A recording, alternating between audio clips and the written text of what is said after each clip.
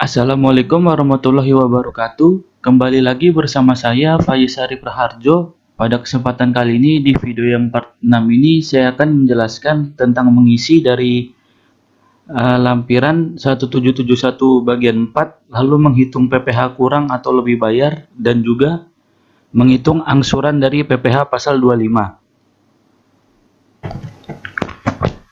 Untuk langkah yang pertama, saya akan mengisi lampiran formulir 1771 bagian 4 atau yang disebut dengan penghasilan yang dikenakan PPh final.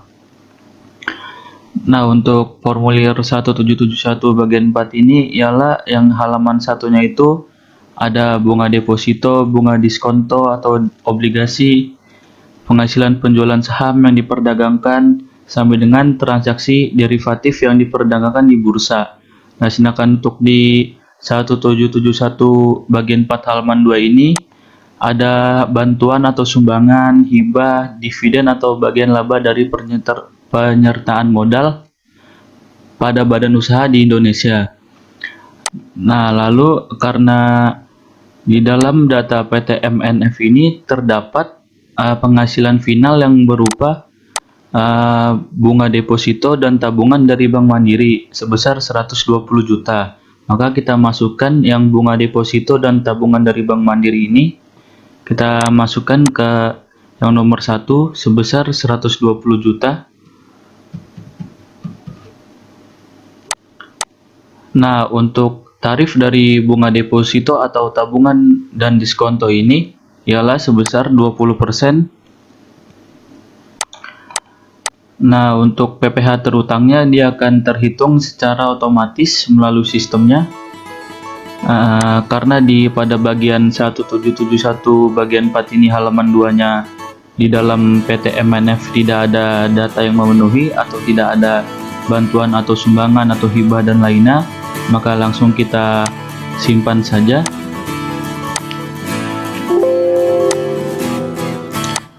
Dan kita lanjutkan berikutnya, saya akan ke bagian kredit pajak luar negeri. Lalu kita klik baru.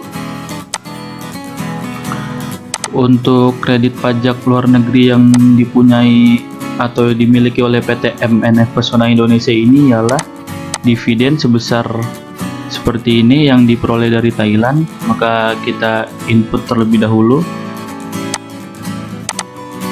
Karena nama pemotongnya belum ada, maka kita buat baru.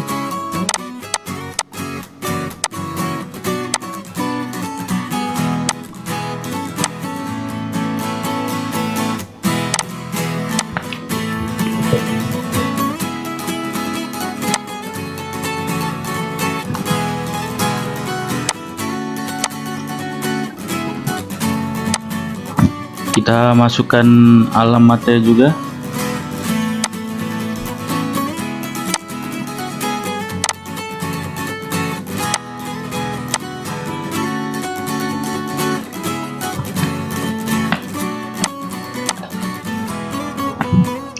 Lalu kita klik simpan.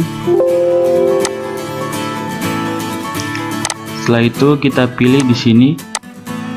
Untuk jenis penghasilannya itu ia berupa dividen.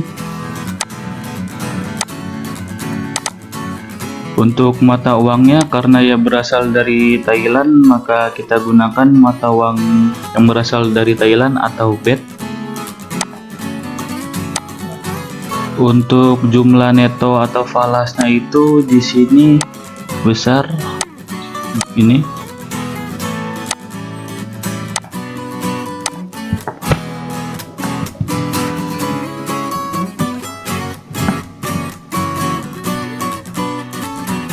Untuk tanggal pembayaran pajaknya ini di sini saya buat pada tanggal 31 Desember 2018. Nah, lalu untuk kurs KMK-nya itu ialah sebesar 441,96 baht.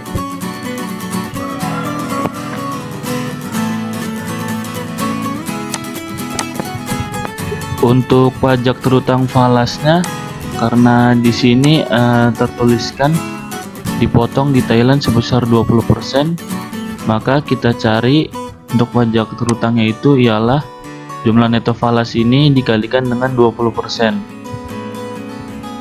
Maka kita dapat hasilnya yaitu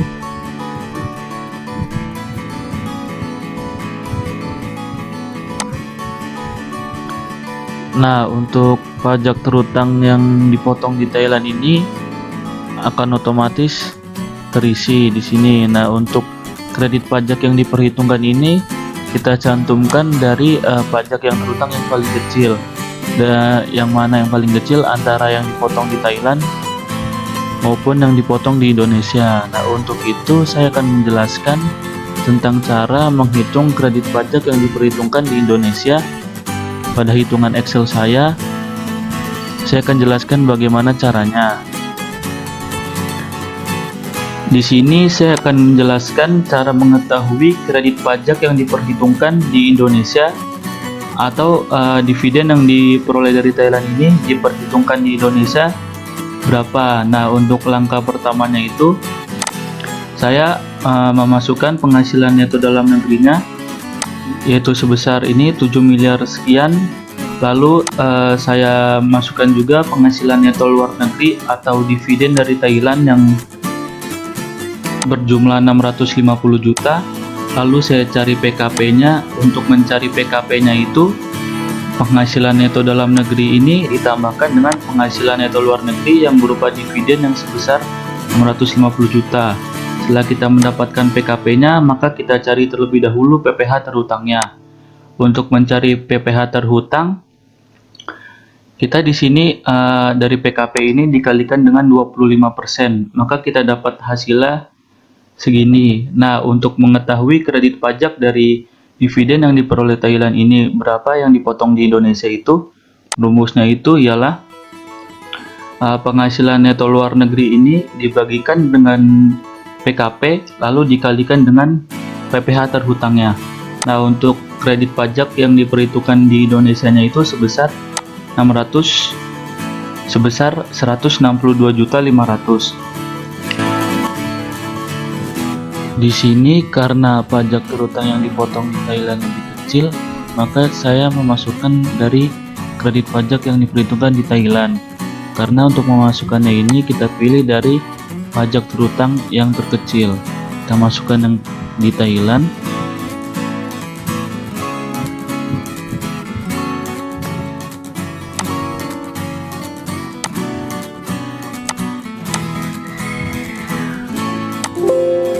Nah, untuk di dalam ISPT ini kredit pajak yang diperhitungkan itu tidak boleh sama, maka saya turunkan satu digit atau saya bulatkan.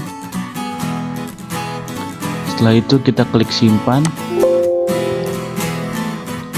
No. Nah, di sini sudah terinput, lalu kita tutup. Oke, baik. Setelah saya menghitung kredit pajak dari luar negerinya, maka saya akan memperhitungkan perhitungan kompensasi kerugian fiskalnya. Sini kita, nah ini di dalam soal ini, di dalam data soal terdapat seperti ini. Nah, untuk itu yang pada tahun 2013 itu terdapat rugi SPT tahunan,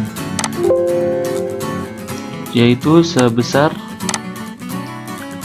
2.450 juta. Karena di sini rugi, kita tulis minus di depannya.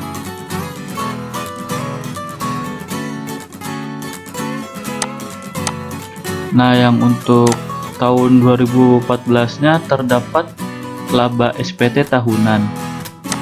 Kita pilih di sini laba SPT tahunan untuk tahun 2014-nya, dan untuk jumlahnya itu sebesar 2.510 juta.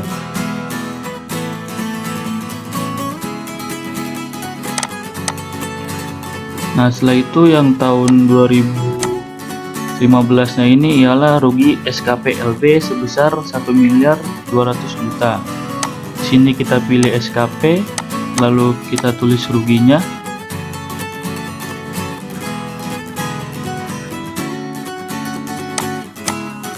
Nah, untuk yang tahun 2016-nya ini, di sini rugi SPT tahunan sebesar 2.325.000.000. Nah, di dalam tahun 2017-nya terdapat laba SKPKB sebesar 1.420.000.000.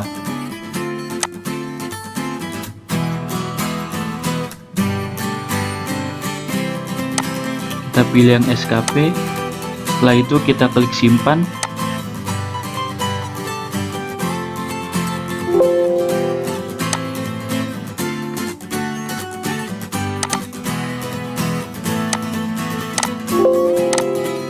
Nah, seperti ini. Lalu kita tutup. Setelah kita memperhitungkan dari perhitungan kompensasi kerugian fiskal ini, maka saya akan masuk ke dalam SPT induknya, ke SPT PPH, lalu kita pilih yang SPT PPH wajib pajak badan.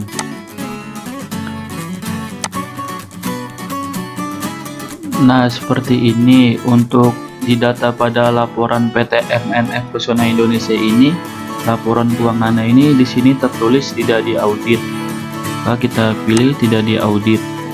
Lalu kita masukkan nama kantor konsultan pajak.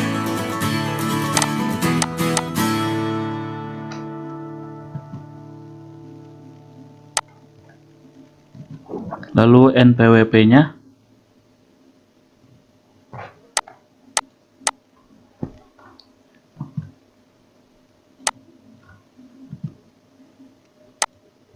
Nama konsultan dan juga NPWP dari konsultan pajaknya.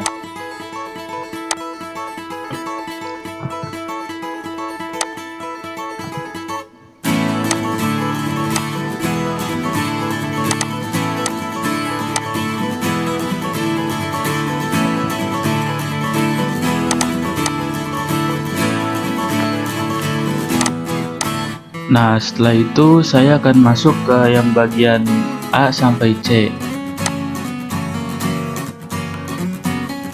Untuk di bagian A-nya ini dia akan sudah otomatis input sendirinya. Kita lanjut ke bagian B-nya. Nah, untuk pada bagian B ini kita menggunakan tarif PPh pasal 31E ayat 1.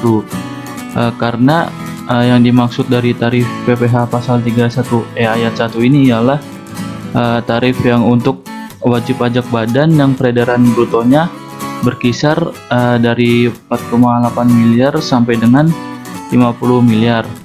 Nah, di sini untuk peredaran brutonya itu ialah sebesar 48 miliar sekian. Peredaran bruto itu berasal dari penghasilan yang diperoleh dari kegiatan usaha atau penjualan bersih ditambah dengan penghasilan dari luar usaha, maka kita dapat peredaran brutonya sebesar 48 miliar sekian.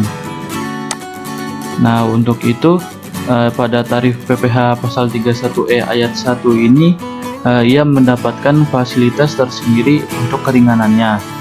Nah, bedanya antara tarif PPh pasal 31E ayat 1 dengan yang lain yang ada di pada option A dan B ini tuh apa sih? Nah, untuk option A itu yang tarif PPh pasal 17 ayat 1 huruf B itu ialah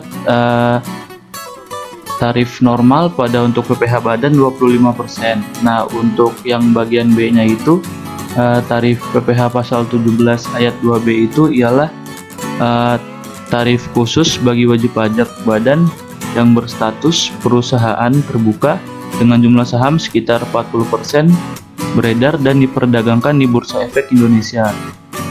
Nah, maka dari itu kita menggunakan yang tarif PPh pasal 31E ayat 1 ini untuk PT MNF Pesona Indonesia. Nah, untuk itu, untuk penghitungan dari PPh pasal 31E ayat 1-nya ini saya akan jelaskan yang sudah saya hitung di Excel saya. Nah, seperti ini untuk PPh yang terutang pasal 31E itu, yang pertama itu ada yang mendapatkan keringanan fasilitas dan juga ada yang tidak mendapatkan keringanan fasilitas. Nah, untuk cara mencari yang mendapatkan keringanan fasilitas itu, caranya itu yaitu 4,8 miliar, lalu dibagikan dengan jumlah peredaran brutonya, lalu dikalikan dengan PKP-nya. Nah, pada sebelumnya PKP-nya ini berasal dari penghasilan neto fiskalnya yang berjumlah 7 miliar sekian ini, lalu dikurangi dengan kompensasi kerugian sebesar 2 miliar 105 juta. Lalu kita dapat PKP-nya sebesar 5 miliar sekian. Nah, untuk cara mendapatkan PPh terutang yang mendapatkan fasilitas ini, caranya itu seperti ini yang tadi saya jelaskan, yaitu 4,8 miliar dibagikan dengan jumlah peredaran bruto lalu dikalikan dengan PKP. Nah, lalu setelah itu dari hasilnya dikalikan dengan 25%, dikalikan juga dengan 50%. Kita dapat 70.169 sekian. Nah, untuk yang tidak mendapatkan fasilitas ini ialah dari PKP-nya ini, penghasilan kena pajaknya ini dikurangkan dari PPh terutang yang mendapatkan fasilitas keringanan. Kita dapat 5 miliar 688 ini dikurangi dengan PPh terutang pasal 31E yang mendapatkan fasilitas keringanan, kita kurangi ini, lalu kita dapat segini. Untuk hasilnya itu, untuk mencari bulatnya dari PPh terutang pasal 31E atas yang tidak mendapatkan fasilitas itu hanya dikalikan dengan 25% saja, tidak ikut dikalikan dengan 50% seperti yang mendapatkan fasilitas ini. Nah, setelah itu untuk jumlah PPh terutangnya kita tambahkan dari yang mendapatkan fasilitas maupun juga yang tidak mendapatkan fasilitas keringanan. Kita masukkan ke dalam ISPT-nya.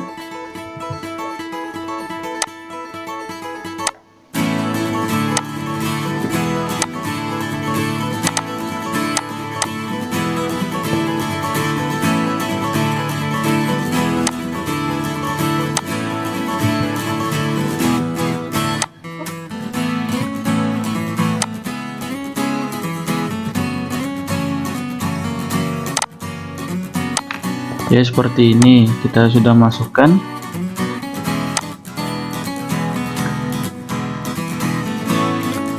Nah, baik, seperti ini untuk yang nomor 5, pengembalian atau pengurangan kredit pajak luar negeri, dan nomor 7, PPh ditanggung pemerintah. Karena pada data perusahaan PT MNF Pesona Indonesia ini tidak ada, maka di sini saya kosongkan. Dan lanjut, di sini di nomor 9 ini tertera PPh yang harus dibayar sendiri atau kurang bayar sebanyak segini. Nah, untuk itu saya akan melanjutkannya ke yang bagian C sampai dengan D. Nah, untuk di bagian C ini terdapat PPh yang dibayar sendiri, yaitu yang pertama itu ialah PPh pasal 25 bulanan. Kita lihat di dalam contoh soal ini. Nah, di sini terdapat selama tahun 2018 wajib pajak membayar PPh pasal 25. Seperti ini dari bulan Januari sampai dengan bulan Oktober. Kita tambahkan, kita jumlah dari ini yang PPh pasal 25 bulanannya ini kita jumlah. Kita tambahkan, lalu kita masukkan di sini.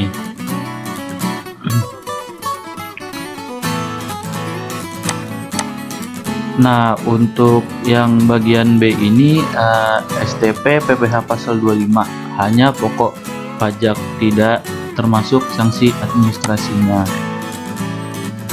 Di sini pokok pajak PPh pasal 25 ialah sebesar 36 juta. Kita masukkan.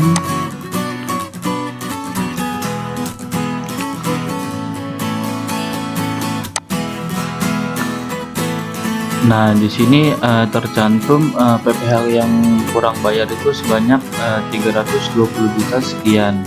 Nah, untuk itu saya lanjutkan ke yang bagian E dan G-nya. Nah, di dalam yang bagian E sampai dengan G ini terdapat angsuran PPh pasal 25 tahun berjalan, lalu PPh final dan penghasilan bukan objek pajak, lalu pernyataan transaksi dalam hubungan istimewa. Nah, yang pertama ini ialah penghasilan yang menjadi dasar perhitungan angsuran. Di sini penghasilan yang menjadi dasar perhitungan angsuran ialah ini sudah saya perhitungkan dengan itu penghasilan neto fiskal. Kita cari dulu penghasilan neto fiskal yang teratur. Nah, penghasilan neto fiskal yang teratur itu gimana sih cara mencarinya? Nah, dalam mencari penghasilan neto fiskal yang teratur itu kita mencarikannya dengan laba neto komersial yang sejumlah 7 miliar sekian dikurangi dengan selisih kurs yang sebesar 1 miliar 250 juta. Nah, di sini saya sudah mengurangkannya. Lalu untuk itu ada kompensasi kerugian. Nah, untuk kompensasi kerugian yang ada pada pasal PPh 25 ini di sini tidak ada, maka dari itu kita kosongkan lalu kita cari PKP-nya. Untuk PKP-nya itu berasal dari penghasilan neto fiskal teratur dikurangi dari kompensasi kerugian. Nah, maka saya masukkan penghasilan yang menjadi dasar perhitungan angsuran.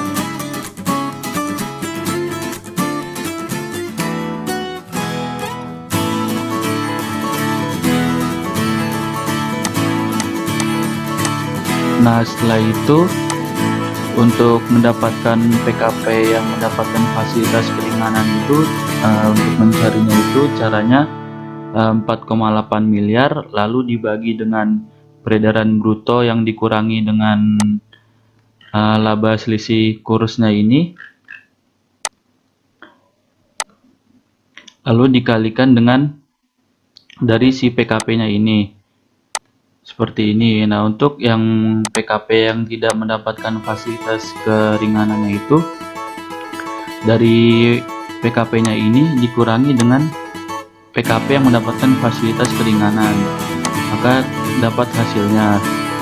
Nah, untuk itu untuk mencari pajak dari PKP yang mendapatkan fasilitas keringanan itu berarti dari PKP yang mendapatkan ini sebesar 662 juta sekian dikalikan dengan 25% lalu dikalikan dengan 50%, maka ketemu hasilnya sekitar segini. Nah, terus untuk yang pajak dari PKP yang tidak mendapatkan fasilitas keringanan ini dari data ini dikalikan dengan 25%, tidak ikut serta dikalikan dengan 50%, hanya dikalikan dengan 25%.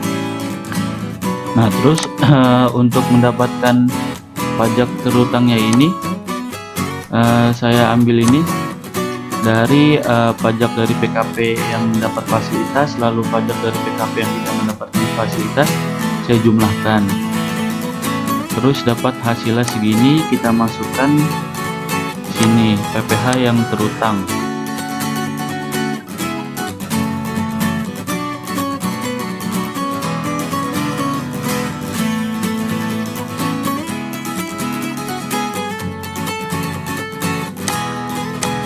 Nah, lalu kita input kredit pajaknya.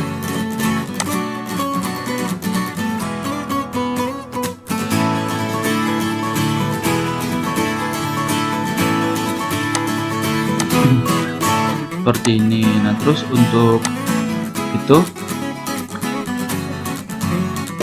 pajak kurang bayar atau lebih bayarnya itu dari pajak terutangnya itu dikurangi dengan kredit pajaknya. Nah, terus untuk PPh angsuran pasal 25 setiap bulannya itu dari ini pajak kurang bayar atau lebih bayarnya ini dibagi 12. Di sini 71.286 sekian sama dengan di dalam ISPT ini. Sama ya. Oke, baik.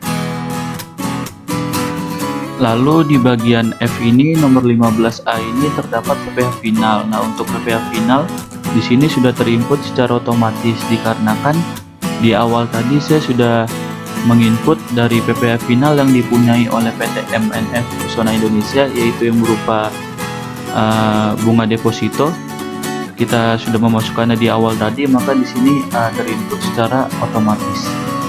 Nah, untuk yang penghasilan bruto yang tidak termasuk objek pajak, karena pada PT MNF Pesona Indonesia tidak mempunyai penghasilan yang tidak termasuk objek pajak, maka di sini saya kosongkan. Lalu lanjut yang ke berikutnya, yang bagian G ini ada pernyataan transaksi dalam hubungan istimewa. Untuk yang bagian G ini saya centang yang tidak ada transaksi dalam hubungan istimewa, karena di dalam PT MNF Pesona Indonesia ini tidak ada transaksi dalam hubungan istimewa. Jika di suatu perusahaan Anda memiliki transaksi dalam hubungan istimewa, maka diklik yang A ini. Lalu selanjutnya kita ke bagian H. Nah, di bagian H ini terdapat lampiran. Di sini Anda checklist dari lampiran yang sudah Anda sertakan atau dari lampiran yang Anda sudah isi. Di sini saya sudah men-checklistnya.